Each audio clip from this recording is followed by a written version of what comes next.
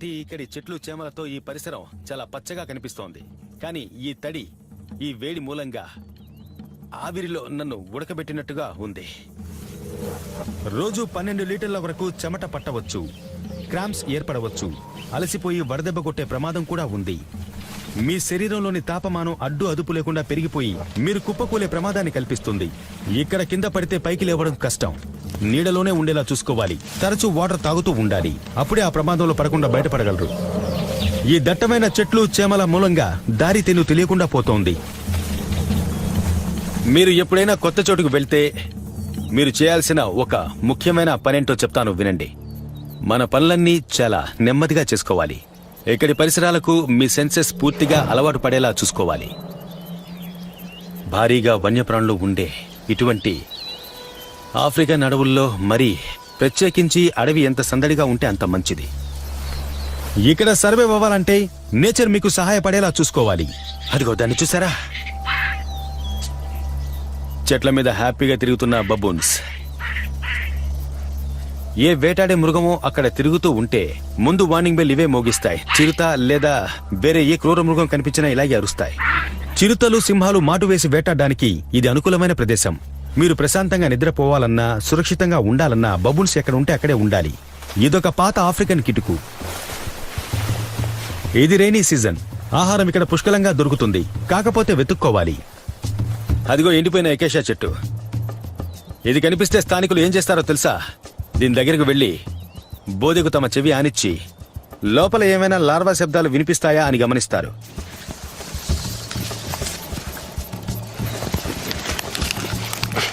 ఇదిగో చూసారా? అద్భుతం. లోపల రైనో బీటిల్ లార్వా ఉంటుంది అనుకున్నాను, అలాగే ఉంది. వీటిని వండితే నాటు వంటకంలా ఎంతో రుచిగా ఉంటుంది. ఈ టైంలో ఇవి పుష్కలంగా దొరుకుతాయి. వాళ్ళు వీటిని వేయించుకొని తింటారు, తెలివైన వాళ్ళు. ఓ, ఒక సెకండ్ ఆగండి, చెప్తాను.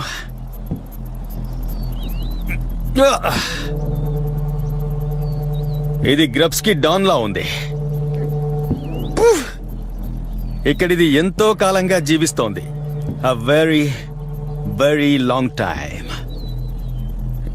దీన్ని తిన్నాక వారం రోజుల వరకు నాకు ఆకలి వేయదనుకుంటాను.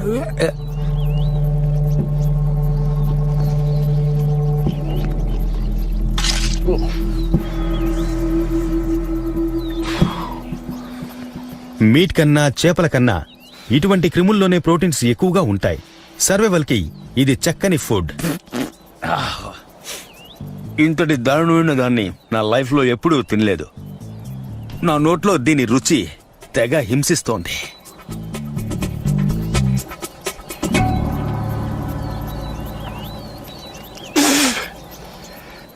ఏం టేస్ట్ రా నాయన. ఒకవేళ నరకానికి వెళ్తే ఇలాంటి ఫుడ్ పెడతారని అనుకోవద్దు. ఇలాంటి ఫుడ్ ఎక్కడ తిన్నా అది నరకమే. దీన్ని నమలడానికి నా 32 పళ్ళు మొత్తుకున్నాయి. జాంబియన్ అడవులు ప్రపంచంలోనే అతి క్రూరమైన వేటాడే జంతువుల ఆవాసం. కాబట్టి ఇక్కడ తస్మాత్ జాగ్రత్త. ఓ ఆగండి ఆగండి ఆగండి ఆగండి. ఈ అడుగుజాడల్ని చూసారా? ఇవి నాకు హైనావిలా అనిపిస్తున్నాయి. ఇవి దాని పంజాలకున్న ప్యాడ్స్ లా కనిపిస్తున్నాయి. బాగా గమనించండి. ఇది చిరుత కదులుతున్నప్పుడు దాని వాడి గోళ్లు లోపలికి ముడుచుకుపోతాయి. అందుచేత వీటి ప్యాడ్స్ మాత్రమే మనకు కనిపిస్తాయి. అందుకే ఇవి హైనా అడుగుజాడలని నేను ఖచ్చితంగా చెప్పగలను. వీటి మూమెంట్ ఇటువైపే ఉంది. మనం దీన్ని ఫాలో అవుదాం. చిరుతలు ప్రతి 4 రోజులకు ఒకసారి వేటాడుతాయి. అవి డంగ్ బీటిల్ మొదలుకొని జింకల వరకు వేటాడి తింటాయి. అవి మనుషుల మీద కూడా దాడి చేస్తాయని వార్తలు ఉన్నాయి. అయితే ఈ అడుగుజాడలు నాకు ఆహారాన్ని సమకూర్చవచ్చు. త్వరగా రండి. ఇదిగో ఈ ఇంపాల. దీని మీద ఎన్ని ఈగలు ముసురుకున్నాయో చూడండి. ఆహా, దీని మీద ఉన్న గాయాలు చూస్తే ఇది ఏ చిరుత పనో అనిపిస్తోంది. డౌటే లేదు. ఒకవేళ లైనో హైనాసో దీన్ని చంపుంటే దీని విధంగా ఏమాత్రం మిగిల్చి ఉండేవి కాదు. ఇది బహిరంగ ప్రదేశంలో ఈ విధంగా అందరికీ కనబడుతూ పడుండడం చూస్తుంటే నాకు ఆశ్చర్యంగా ఉంది. దీన్ని వేటాడే ఏ జంతువైనా ఏ పొదల్లోకో లాక్కెళ్లి దారుణంగా చంపుతుంది. ఒకవేళ అలా లాక్కెళ్లిన చిరుతపులిని ఏదైనా జంతువు బెదిరించి ఉంటుందేమో కూడా తెలీదు. ఏదైతేనే చిరుత దీన్ని సాయంత్రం వరకు కడుపు నిండా తినుంటుంది. తర్వాత హైనాస్కి దీన్ని వదిలేసి ఉంటుంది. హైనాస్ వచ్చే లోపలే నేను దీని మీట్ని కొంచెం తీసుకుంటాను. ఇది చాలా ఫ్రెష్గా ఉంది. రేపొచ్చి చూస్తే ఇందులో ఏదీ మిగిలుండదు. రాబందులు తినేస్తాయి. దీన్ని ఉడకబెట్టి తినడం సేఫ్, కానీ మంట వేసి కాల్చడానికి ఇది సమయం కాదు, దానికి తగ్గ స్థలమూ కాదు. ఇక్కడ ఉండడం అంత సేఫ్ కాదు. ఏ క్షణంలోనైనా హైనాస్ ఇక్కడికి వచ్చేయచ్చు. కానీ నా మెయిన్ ప్రాబ్లం ఇది కాదు. ఈ ఫుడ్ సైజ్ చూసారా? అయ్య బాబోయ్, హిప్పోస్. కాబట్టి ఇక్కడి చెట్లు చేమలతో ఈ పరిసరం చాలా పచ్చగా కనిపిస్తోంది. కానీ ఈ తడి, ఈ వేడి మూలంగా ఆవిరిలో నన్ను ఉడకబెట్టినట్టుగా ఉంది. రోజు 12 లీటర్ల వరకు చెమట పట్టవచ్చు, క్రాంప్స్ ఏర్పడవచ్చు, అలసిపోయి వడదెబ్బ కొట్టే ప్రమాదం కూడా ఉంది. మీ శరీరంలోని తాపమానం అడ్డు అదుపు లేకుండా పెరిగిపోయి మీరు కుప్పకూలే ప్రమాదాన్ని కల్పిస్తుంది. ఇక్కడ కింద పడితే పైకి లేవడం కష్టం.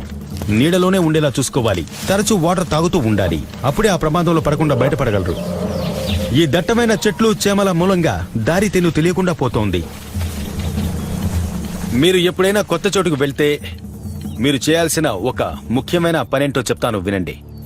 మన పనులన్నీ చాలా నెమ్మదిగా చేసుకోవాలి. ఇక్కడి పరిసరాలకు మీ సెన్సెస్ పూర్తిగా అలవాటు పడేలా చూసుకోవాలి. భారీగా వన్యప్రాణులు ఉండే ఇటువంటి ఆఫ్రికన్ అడవుల్లో మరీ ప్రత్యేకించి అడవి ఎంత సందడిగా ఉంటే అంత మంచిది. ఇక్కడ సర్వైవ్ అవ్వాలంటే నేచర్ మీకు సహాయపడేలా చూసుకోవాలి. అదిగో దాన్ని చూసారా? చెట్ల మీద హ్యాపీగా తిరుగుతున్న బబూన్స్. ఏ వేటాడే మృగమో అక్కడ తిరుగుతూ ఉంటే ముందు వార్నింగ్ బెల్ ఇవే మోగిస్తాయి. చిరుత లేదా వేరే ఏ క్రూర మృగం కనిపించినా ఇలాగే అరుస్తాయి. చిరుతలు, సింహాలు మాటు వేసి వేటాడడానికి ఇది అనుకూలమైన ప్రదేశం. మీరు ప్రశాంతంగా నిద్రపోవాలన్నా, సురక్షితంగా ఉండాలన్నా బబూన్స్ ఎక్కడ ఉంటే అక్కడే ఉండాలి. ఇదొక పాత ఆఫ్రికన్ కిటుకు. ఇది రైనీ సీజన్. ఆహారం ఇక్కడ పుష్కలంగా దొరుకుతుంది, కాకపోతే వెతుక్కోవాలి. అదిగో ఎండిపోయిన ఎకేషియా చెట్టు.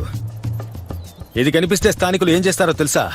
దీని దగ్గరకు వెళ్లి బోదెకు తమ చెవి ఆనిచ్చి లోపల ఏమైనా లార్వా శబ్దాలు